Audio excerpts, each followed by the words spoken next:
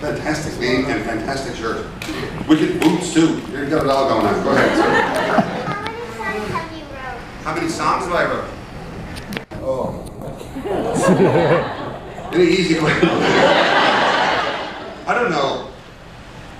Probably, I don't know, have I written 100 songs? Maybe I've written 100 songs, I don't know. Dozens for sure. I've probably written, like for example, if you know of 50, then there's probably 200. Because for every one I sing in front of people, there's 2 or 3 that I realize a day later are so awful. You know what I mean? Because that's the only way I know how to do it, is kind of do it wrong a few times and then, you know. I do love writing songs. Do you write songs? Do you write songs? Do you sing songs? Yeah, good girl. We'll get a song in a minute. Thank you very much for the question. Yeah, the gent back there. Yeah, you with the white shirt. Yeah, tell us how you came to write Where I Belong. Where I Belong? The song. Oh, yeah. Oh, yeah, we should sing that. Thank you very much. I'll tell you what, excellent one. After we have a couple questions, I'll answer that one and then we'll sing that one. And that'll lead us into the thingy. The Soggy of Books thing. Way in the back. In all honesty, besides home, where's your favorite place to play? Where's your favorite place to play? Well, Boston. I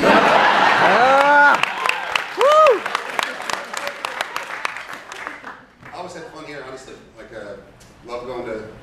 You like going to different places for different reasons. Yeah. The reason I always like coming to Boston is because the nights are so awesome. It's always like a great night out, you know, on stage. And well, some of the guys used to go out after the shows, but I never did that. But other places you just like to go because, for other reasons, you know, like if you get a chance to go to, you know, Quebec City, you go because it's so beautiful. You know, there's other places you go, you know, like go to New Orleans just because you walk up and down the road and every other door you go to, you see a musician better than you ever thought you'd see in your whole life. And then, I don't know, I think, and it's one of the things I talk about in the book.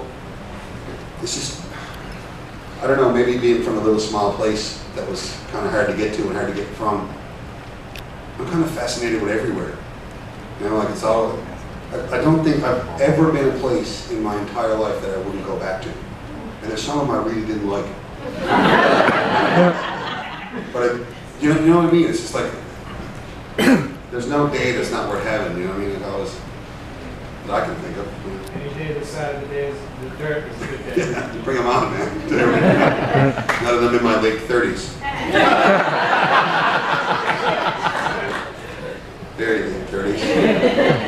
Yeah, go ahead, the back down there, go ahead. You have most of your followers from areas that have kind of a maritime tradition?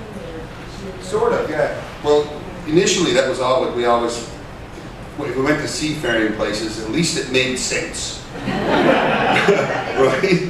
You know, like you show up on stage in the earliest parts of Great Big Sea, you know, before we even had a drum kit player, you know, it was me and Sean, Bob, and Daryl with a tin whistle and accordion and you show up in Halifax or Boston or, you know, Maryland or whatever, and people don't look at you like Martians just landed on the stage.